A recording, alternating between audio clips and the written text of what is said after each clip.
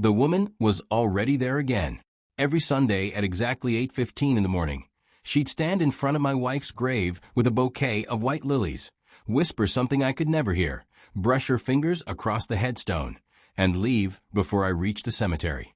For 11 months, I watched from a distance. I didn't know her. She wasn't family. She wasn't one of my wife's friends.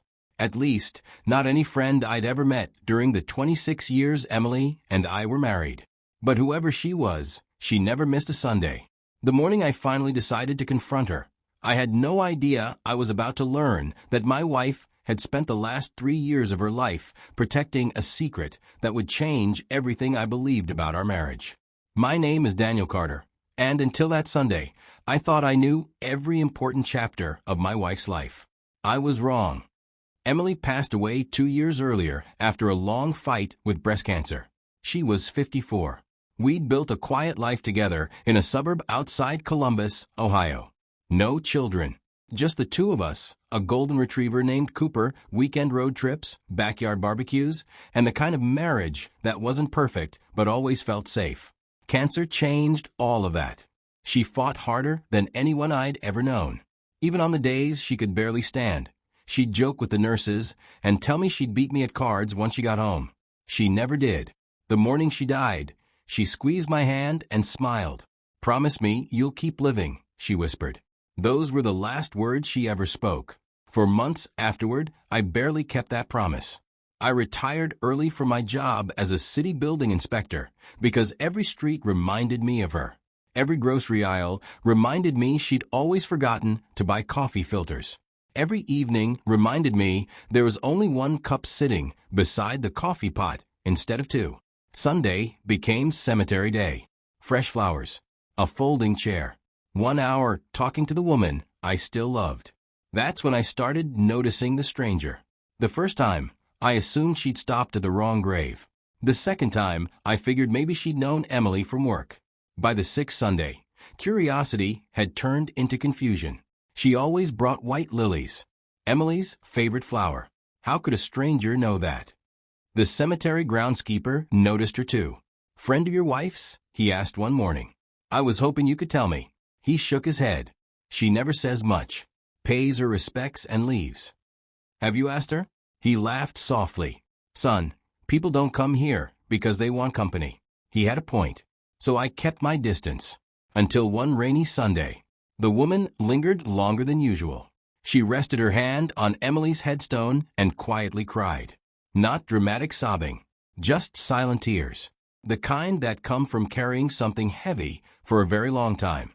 When she turned to leave, our eyes met for the first time. She froze. For a second, it looked like she'd seen a ghost. Then she hurried toward the parking lot. Without thinking, I followed. "Excuse me." She kept walking. "Ma'am." She stopped beside a silver Honda Accord, but didn't turn around. "I'm sorry," I said, slightly out of breath. "I don't mean to bother you." She slowly faced me. She looked to be in her late 40s, maybe early 50s. Brown hair touched with gray. Kind eyes. Eyes that looked exhausted. "I'm Daniel," I said. "I know." The answer caught me off guard. "You know me?" She nodded.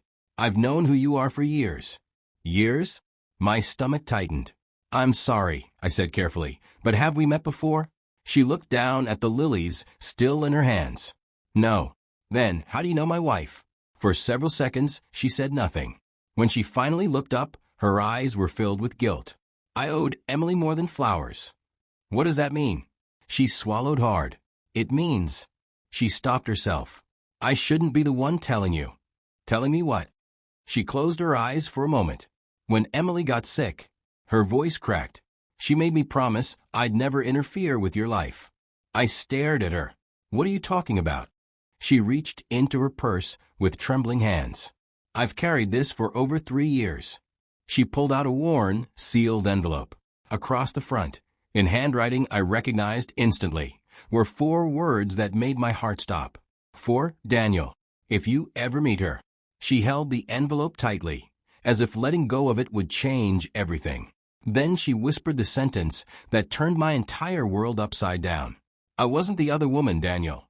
I was the woman your wife saved." The only sound was the steady rain tapping against the roofs of the parked cars. I stared at the envelope in her hands. Emily's handwriting. There was no mistaking it. The little curve on the D in my name. The way she always crossed her T just a little too high. I'd seen that handwriting on birthday cards, grocery lists, and love notes tucked into my lunchbox when we were younger. My chest tightened. "Who are you?" I finally asked. The woman looked as if she'd rehearsed this conversation 1,000 times, but still wasn't ready for it. "My name is Sarah Mitchell." The name meant nothing to me. "I don't understand." "I know." She looked toward Emily's grave before continuing. "Your wife wanted it to stay that way." She held the envelope out to me. "I've carried this everywhere since the day she gave it to me." I reached for it, then stopped. "No." Her eyebrows lifted. "I want answers before I read whatever's in there." Sarah gave a faint nod. "I figured you might." She leaned against her car, taking a long breath. "I met Emily 4 years before she passed away." "Where?" "At the James Cancer Center." I frowned. "But that's where Emily received treatment." Sarah nodded. "So did I." That caught me off guard. "You had cancer?" She smiled sadly. "Stage 3 ovarian cancer." I didn't know what to say. She continued. "We started treatment within a week of each other. Same floor. Same chemotherapy days." Suddenly, pieces started falling into place. Emily had often talked about a friend from treatment. She never mentioned a name. Whenever I asked how her appointments went, she'd smile and say, "At least I wasn't alone today." I'd assumed she meant the nurses. "I was terrified," Sarah said. "I was divorced. My son was 16. I was drowning in medical bills. I thought I was going to die." Her voice shook. "Then your wife sat beside me while we waited for chemo." A tear slipped down her cheek. She noticed I was pretending to be brave. I could almost picture it. Emily had a gift for reading people. If someone was hurting, she'd know before they opened their mouth. She asked if I'd eaten breakfast. Sarah laughed softly through her tears. I hadn't. So she handed me half of her blueberry muffin. I smiled despite myself. That sounded exactly like Emily. That muffin turned into conversations. Conversations turned into friendship. And before I realized it, Sarah looked back toward the cemetery. She became the strongest person I'd ever known. I swallowed hard. "Why didn't she tell me?" "Because she didn't want you worrying about anyone except her." That sounded like Emily too. She always carried other people's burdens quietly. Always. Sarah reached into her purse again. This time she pulled out a small photograph. It showed 2 women sitting in hospital recliners. Bald. Wrapped in blankets. Holding paper coffee cups. Both smiling. One of them was Emily. She looked exhausted, but genuinely happy. I felt my throat close. I'd never seen the picture before. "She hated photos after she lost her hair," I whispered. "I know." Sarah smiled. I had to convince her. She handed me the picture. She said, "You always thought she was beautiful." "You did." "I still do." Neither of us spoke for a while. Finally, I asked the question that had been growing louder in my mind. "If you were just friends, why all the secrecy?" Sarah looked down. "Because Emily wasn't just helping me emotionally." "What do you mean?" She hesitated. Then she said quietly, "Daniel, your wife saved my life." I frowned. "She inspired you?" Sarah slowly shook her head. "No. She literally saved my life." I stared at her. "I don't understand." She took another deep breath. "When my insurance stopped covering one of my treatments, my stomach dropped. I couldn't afford it. I was ready to quit. The rain seemed to disappear. Everything around me faded except her voice. Emily found out. What did she do? Sarah closed her eyes. She sold something. What? She looked directly at me. Her grandmother's engagement ring. I felt the blood drain from my face. No. Yes. I shook my head. That's impossible. We kept that ring in a safe. Emily told me it had been stolen years ago. Sarah's eyes filled with tears. She lied. I couldn't breathe. That ring had been in Emily's family for generations. She cried for days after telling me it had disappeared. We even filed a police report.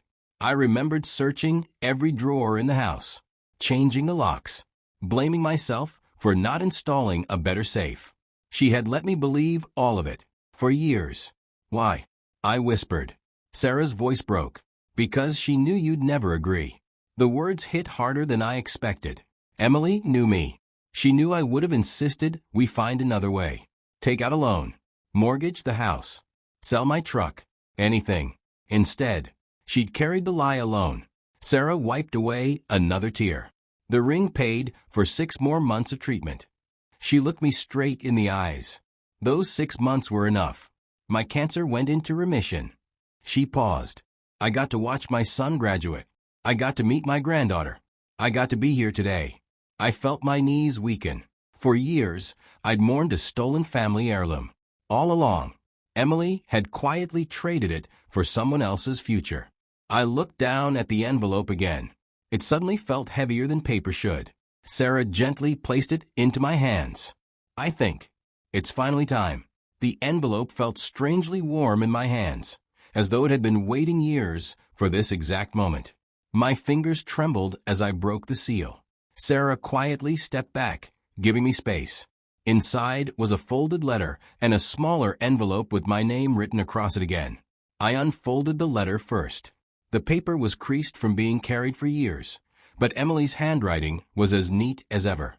My dearest Daniel, if you're reading this, then Sarah finally decided it was time. Knowing her, she probably argued with herself for weeks before giving you this. A part of me hopes you're annoyed with her for waiting. That would mean she kept her promise. I smiled through the tears. That sounded exactly like Emily. She could make me laugh even from a handwritten letter. I kept reading. Before you get angry, let me ask one favor. Please finish this letter before deciding whether I made the right choice. You always wanted to fix every problem that came into our lives. It's one of the reasons I fell in love with you. But sometimes love isn't fixing things. Sometimes it's letting someone else carry the weight. My vision blurred. I wiped my eyes and continued. When Sarah told me she was going to stop treatment because she couldn't afford it, I saw something in her eyes that reminded me of myself. Not fear. Acceptance. She had already convinced herself that her son would be better off without the debt. I couldn't accept that. I looked up at Sarah. She was standing quietly beside her car, crying without making a sound. I looked back at the page. The ring was beautiful. But Daniel, it was just a ring. Sarah's life wasn't. A lump formed in my throat. I knew what you would do if I told you. You would have sold everything we owned before letting her give up. You would have smiled while doing it. But by then, I was already losing my own fight. I wanted whatever time I had left to be spent with you, not arguing about money or watching you work yourself into exhaustion trying to save us both. I closed my eyes. She knew me better than anyone. She was right. I would have done exactly that. Worked every extra shift. Borrowed against the house. Sold my truck. Anything. Emily had spared me a battle I never knew existed. I continued reading. There's one more reason I never told you. I didn't want the last chapter of our marriage to become about cancer. I wanted it to stay about us. A tear landed on the paper. If Sarah is alive when you read this, then the decision was worth it. If she has grandchildren, hug them for me. If she smiles more than she cries, then I spent the ring wisely. I looked over at Sarah. She wasn't just alive. She was living. Emily had been right. The final lines of the letter nearly broke me. Promise me one last thing. Don't spend the rest of your life visiting a stone. Go somewhere we've never been. Eat terrible roadside pie. Talk to strangers. Laugh when something isn't funny. And when you think of me, don't remember the hospital. Remember that dance in the kitchen when the power went out. That's where I still am. Always yours. Emily. I couldn't hold back anymore. I cried. Not the quiet tears I'd shed at the cemetery for 2 years. These came from somewhere much deeper. Sarah waited until I folded the letter before speaking. There was another envelope. I looked down. She was right. The smaller envelope was still unopened. Inside was a photograph. It had been taken by someone else in the infusion center. Emily and Sarah were sitting side by side, laughing so hard that coffee had spilled onto the floor. Written on the back were 6 words. Living anyway. That's the victory. I stared at the picture for a long time. Then I asked the question that had been bothering me since we met. Why did you come every Sunday? Sarah smiled sadly. Because I promised her I would. She made you promise? Sarah nodded. A few weeks before she died. Her voice softened. She said, Daniel will come here every Sunday for a while. Don't interrupt him. Just leave me flowers until he looks up long enough to notice you're there. I laughed through my tears. That sounds like Emily. Sarah smiled. She knew you needed time. I looked toward the cemetery. So, she knew we'd meet someday. I think she hoped we would. We stood there in silence. Finally I asked, would you like to tell me about her? Sarah looked surprised. I thought I already had. You told me about the patient. I smiled. I want to hear about my friend. For the next hour, we sat on a nearby bench. Sarah told me stories I'd never heard. How Emily secretly bought coffee for nervous patients. How she'd knitted tiny hats for children in the pediatric wing even while her own hands shook from treatment. How she'd convinced an elderly man to ring the remission bell even though he said he was too embarrassed. I realized something strange. I'd spent 2 years grieving the woman I lost. Now I was meeting the woman everyone else had known. And somehow, it made me love her even more. Over the next few months, Sarah and I met for coffee every few weeks. Not because we were trying to replace Emily. No one could. We met because we were 2 people whose lives had been permanently changed by the same extraordinary woman. One Saturday, Sarah invited me to her son's house for a barbecue. His little daughter, Emily, had never met her, ran through the backyard with a bubble wand, laughing so hard she could barely breathe. Sarah caught me smiling. She would have loved this. I nodded. I think she's the reason it happened. A year later, I finally kept the promise Emily had written in her letter. I took a road trip through the mountains of North Carolina. No schedule, no destination, just open roads. At a tiny diner outside Asheville, I ordered a slice of homemade apple pie. It wasn't very good. I laughed anyway. The waitress looked confused. I just smiled and said, my wife would have loved this. She smiled back without asking another question. Sometimes strangers understand more than we expect. I still visit Emily's grave, just not every Sunday. Grief no longer lives there. Love doesn't need an address. Sometimes I bring white lilies. Sometimes Sarah does. Sometimes we go together. Sometimes neither of us goes at all. Because the greatest gift Emily left behind wasn't a letter, or a photograph, or even the sacrifice that saved another life. It was the reminder that the truest measure of a life isn't how long we're remembered. It's how many lives continue to bloom because we were here. And every time I see Sarah laughing with her granddaughter, I don't think about the ring we lost. I think about everything Emily made possible.